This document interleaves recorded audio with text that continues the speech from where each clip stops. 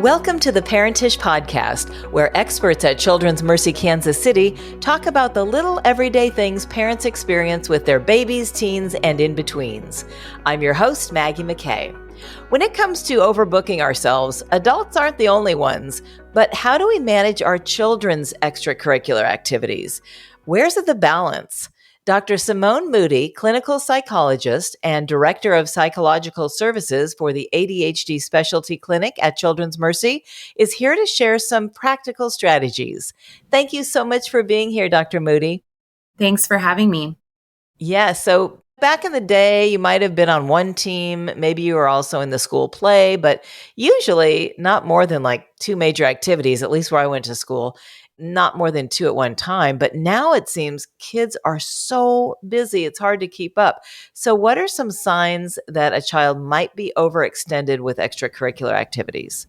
You're right. It is a lot. And some signs that they might be overextended is if they're telling you they're feeling overwhelmed or stressed or worried about managing their activities. They may also start expressing a disinterest or just be reluctant to attend some of their activities.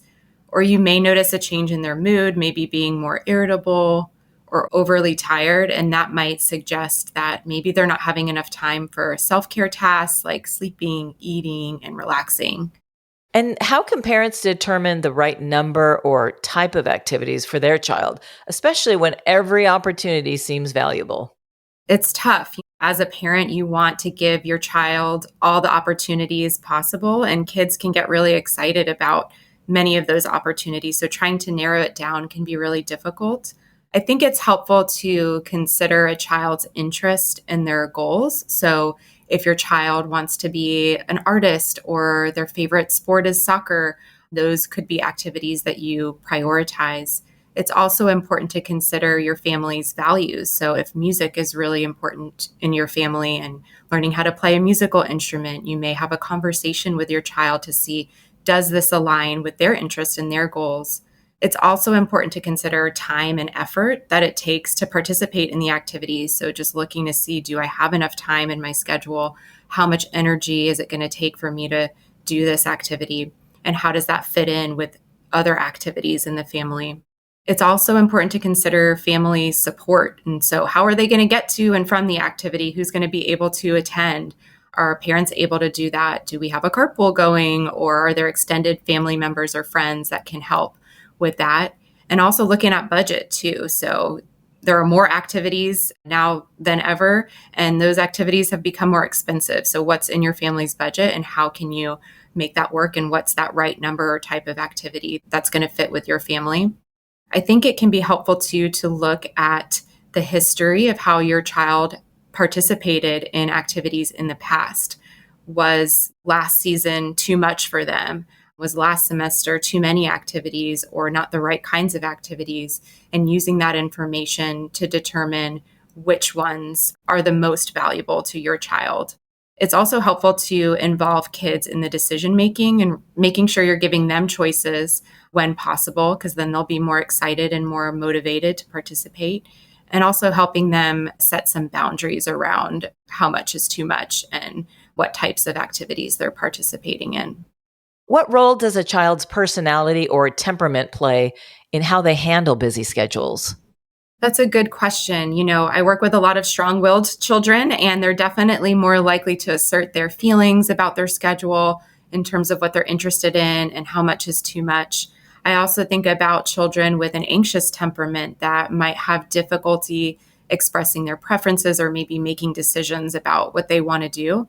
Another thing that I think about relatedly is just behavioral health conditions and how that can complicate a child's ability to handle busy schedules. We know that different behavioral health conditions are very common, and so it's important to consider what your child's going through. So if your child, for example, has ADHD, they might have difficulty with transitions or managing their time or being prepared. If they have anxiety, they might be easily overwhelmed or maybe more reluctant to participate. Or on the flip side, they may overcommit to activities because they don't want to disappoint others.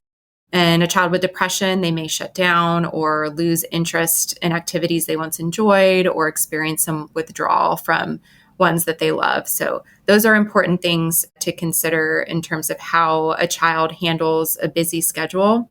I would say, generally speaking, and when we think about individual characteristics, we want to think about a child's motivation and their interests and also what their skill set is. So what kind of coping skills do they have?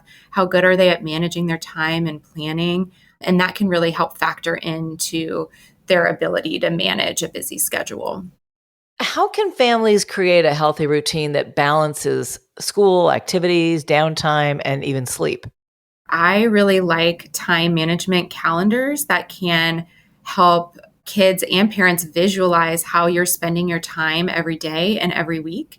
And so sitting down and blocking off times in your calendar when you're going to be at school or when you're in this required activity, and then fitting in the other activities that you're interested in to see if you have enough time to transition to those activities, to eat, to sleep, and also have relaxation time. Those are really important things to consider, and having a visual representation can be extremely helpful. It's so true about the downtime. Forget everything else. Kids, especially, I think, need downtime. I mean, adults do, so why wouldn't kids? So, what are some strategies for having open conversations with kids about things like stress and pressure or wanting to even quit an activity? Developing a strong parent-child relationship is really the foundation for children feeling comfortable sharing their feelings. So if as a parent or caregiver, you can invest as little as a few minutes per day connecting with your child, it can really open the door to having those hard conversations. So one way that you can do this is join them in their play during the day or while they're participating in their preferred activities. Or you can also dedicate a certain chat or connect time during the day to share how you're feeling. So that might be on the way to school in the morning or maybe 10 minutes before bedtime. And having this strong foundation, these opportunities connect will really help you check in regularly with your child about how they're managing their activities, how they're feeling about their activities. We know that kids change their mind a lot. That can happen that way. And if you're checking in regularly, you can get a feel for any patterns about their interest in different activities or how they feel about how their time's being managed. I think it's important to consider when you're doing those regular check-ins, timing can really be key. So you want to make sure you're having those discussions when your kids are calm and regulated, as opposed to a time when maybe they're leading more with their feelings if they just lost at a game or a competition. It's also helpful to ask more open-ended questions. So instead of saying, do you like this activity? Do you want to do it again? Yes or no? What do you like about this activity? What do you wish was different in your schedule? Those will give you more information to help guide how your child's doing. Similarly, we want to ask those questions. We also want to limit the number of questions we're asking because kids can get annoyed when we ask them too many questions and they can shut down, right? And so we want to be mindful of focusing on connection and listening and having your child lead discussions so that you're getting the best information and the most information possible. Those are all really good ideas. I wonder how parents' behavior is a model for kids. I mean, like maybe you have a parent who takes a lot of downtime during the day or one that uses every minute of the day. How can parents model healthy boundaries and time management for their own kids? Because kids do what their parents do. They see what they do. Yeah, I really appreciate this question. We know that kids learn through their experiences, but they also learn through watching others. And as parents and caregivers, we're their number one teachers. So it's important to show them the tools that you use to manage your time and manage your schedule and talk to them about it. Tell them how you set boundaries. How do you decide to participate in something extra? When do you decide to say no? And so that's going to give your kid valuable skills for a lifetime. You can also give them examples of times when you've overcommitted to activities and how that's impacted you. And you want to consider, obviously, what's developmentally appropriate to share with your child, but it can also give them some useful information. That's so true. Overcommitting. I think a lot of us are guilty of that.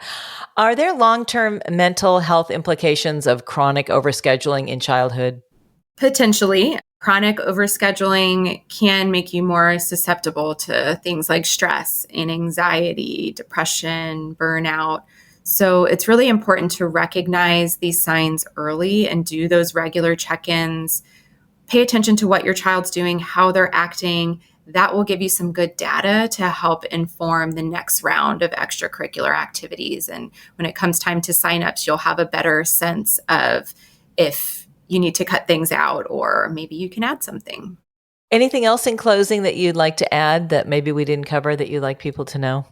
Yeah, I guess I'd like to say that extracurricular activities are really important and valuable. It gives kids an opportunity to explore things that they're really interested in. And we want them to be doing things that they can be successful in. And that will really help to build their self-esteem, especially if you have a child that isn't so great at school. That's not their number one thing, or they don't like school very much. It's really helpful to have that balance of extracurricular activities that they can be successful in. Well, thank you so much for sharing your expertise and giving us a lot of good, useful information to carry out strategies that sound very effective. So we really appreciate your time and your expertise. Thanks for having me. Again, that's Dr. Simone Moody. To learn more, please visit childrensmercy.org/parentish. That concludes this episode of the Parentish Podcast. For more parenting tips and tricks, again, visit us at parentish.org, where we help you celebrate the craziness and challenges of parenthood.